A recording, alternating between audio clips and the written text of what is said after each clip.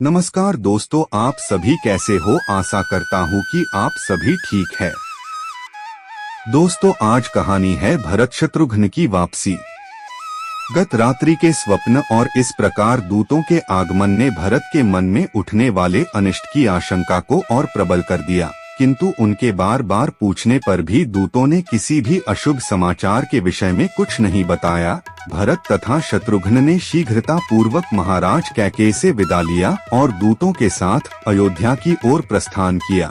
अनेक नदियों तथा दुर्गम घाटियों को पार करके भरत अयोध्या की सीमा में प्रविष्ट हुए। वहाँ का दृश्य देखकर वे बोले, हे दूत, अयोध्या की ये वाटिकाएं जनशून्य क्यों हैं?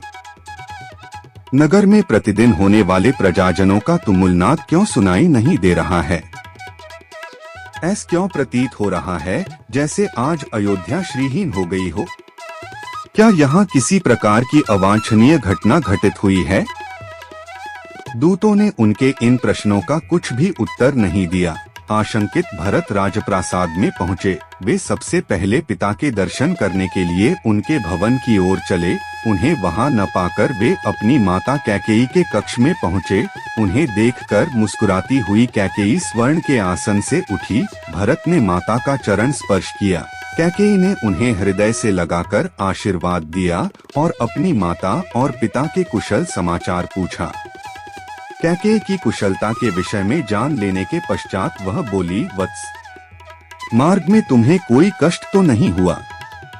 उसके इस प्रश्न का कुछ भी उत्तर न देकर भरत ने पूछा, माता, मैं पिताजी के भवन से यहाँ आ रहा हूँ। वे वहाँ नहीं थे। मुझे बताइए वे कहाँ हैं? तटस्थ भाव से कैकेयी ने कहा, हे पुत्र, तुम्हारे तेजस्वी पिता स्वर्ग सिधार गए। कैकेयी के मुख से इन शब्दों को सुनते ही भरत के हृदय को मर्मांतक आघात लगा।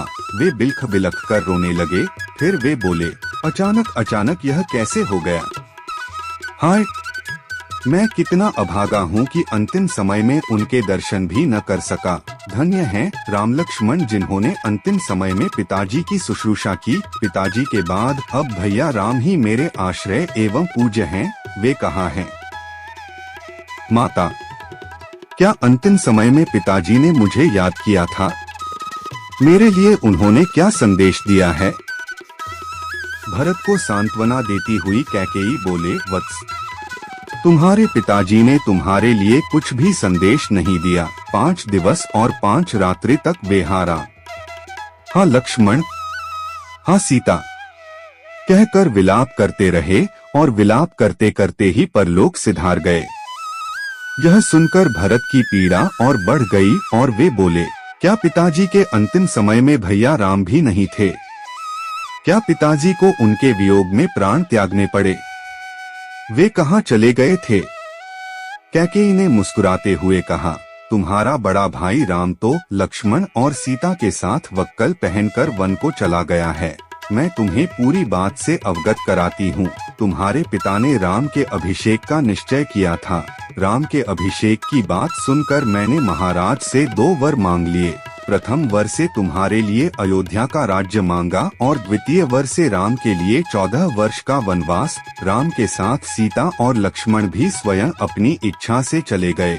उनके चले जाने पर तुम्हारे पिता विलाप करते करते मृत्यु को प्राप्त हो गए। अब यह राज्य अब तुम्हारा है। आत्म शोक को त्याग दो और निष्कंटक राज्य करो। तुम्हारे विरुद्ध विद्रोह करने वाला अब इस नगर में कोई भी नहीं रह गया है। मैंने पूरी व्यवस्था कर रखी है। तुम गुरु वशिष्ठ और मंत्रियों को बुलाओ और अपना राज्य तिलक करवा।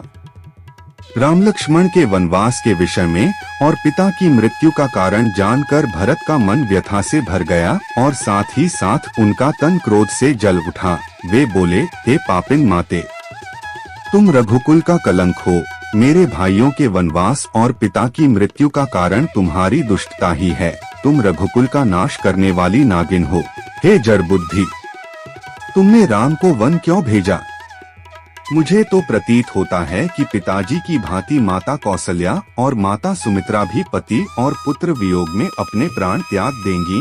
राम भैया तो तुम्हारा मुझसे भी अधिक सम्मान करते थे। माता कौशल्या तुम्हारे साथ सहोदर भगिनी जैसा व्यवहार करती थीं।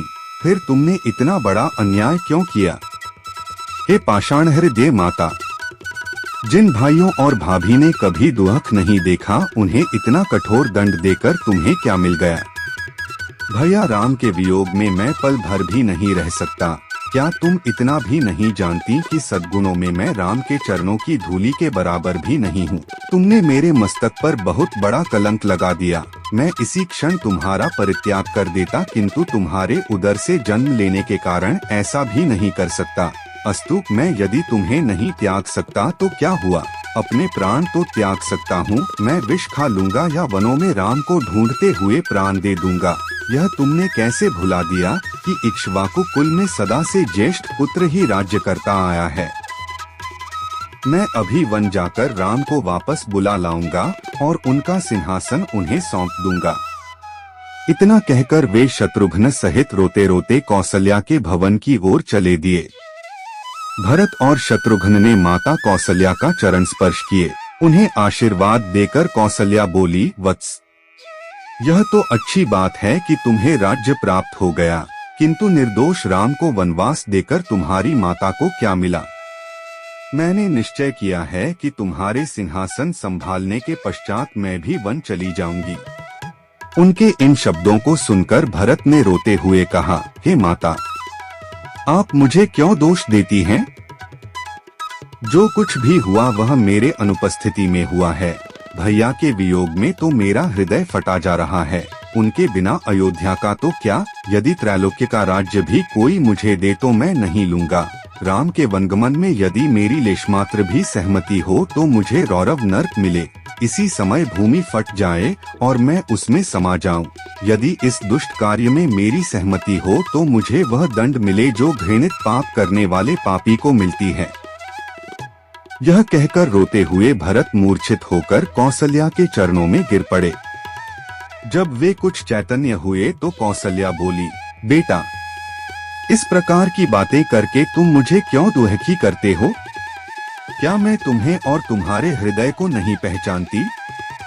और वे भरत को नाना प्रकार से सांत्वना देने लगी। दोस्तों, आपको यह कहानी पसंद आए तो हमारे चैनल को सब्सक्राइब करें और लाइक भी करें। धन्यवाद।